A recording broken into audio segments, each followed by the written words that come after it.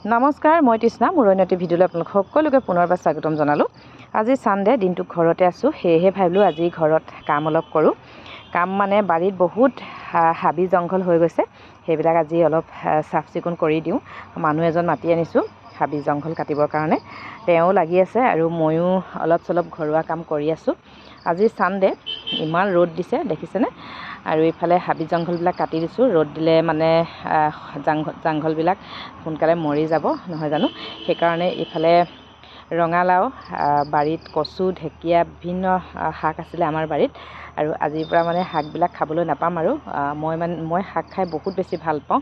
পানী কচু, ঢেকীয়া এইবিলাক মোৰ প্ৰিয় খাদ্য হয়, কিন্তু আজি বেয়াও লাগিছে, হাবিবিলাক কাটি দিছোঁ, শাকবিলাক একেবাৰে কাটি দিছোঁ। আৰু ইফালে হাবি কাটি থাকোঁতে ৰঙালাও গছজোপাত একেবাৰে পকা পকা ৰঙালাও দুটা পালোঁ, দেখাম বাৰু আপোনালোকক।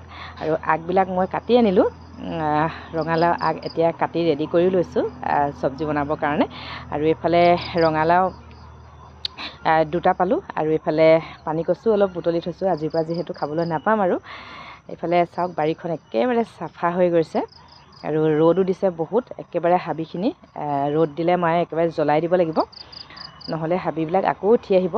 আৰু এতিয়া বাৰিষা ছিজন, হাবি জংঘল হৈ থাকিলে বাৰীত ভিতৰলৈ পোক পৰুৱা, সাপ আদিও আহিব পাৰে নহয় জানো। বাৰী জংঘল আৰু মোৰ ৰঙালাও গছজোপা, আৰু এইফালে দাদা এজনে কাম কৰি আছে।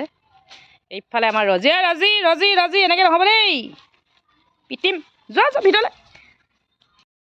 আজি মানে সেয়া ৰেডি কৰি লৈছোঁ, ৰঙালাও আগ আৰু কচু দালি বনাইছোঁ। এইফালে কেৰাহী পাতি ল'লে ৰঙালাও খাই বাৰু কোনে ভাল পায়। বাৰীতে থকা ৰঙালাও আজি হাবি এইবিলাক কাটি শেষ কৰি দিলোঁ, সেইকাৰণে মানে চব্জি ওলালে। আৰু ৰঙালাও আগবিলাক মই কাটি আনিলোঁ, চাফা কৰি এতিয়া ভাজি আছোঁ। আৰু এইফালে কচু দালি বনাইছোঁ। নিজৰ বাৰীৰ পৰা বুটলি আনিছোঁ দেই, আজি মানে বাৰী একেবাৰে হাবি চাফা কৰি দিছোঁ। আজিৰ পৰা মানে কচু, ইফালে ৰঙালাও আগ একো খাবলৈ নাপাম। আৰু হাবিত লুকাই থকা ৰঙালাওকেইটা চাওক, হাবি জংঘল বহুত বেছি হৈ আছিলে কাৰণে মই মানে হাবিত নোসোমাওঁ। আৰু আজি হাবি কাটি থাকোঁতে ইমান ডাঙৰ ডাঙৰ পকা পকা ৰঙালাও দুটা, আৰু এইটো এটা পিতকলি ৰঙালাও, আৰু এইটো এটা কেঁচা মানে ৰঙালাও, মুঠতে 4টা, মানে সৰু ৰঙালাওটোৰ সৈতে, আৰু এই ডাঙৰ ডাঙৰ দুটা পকা একেবাৰে।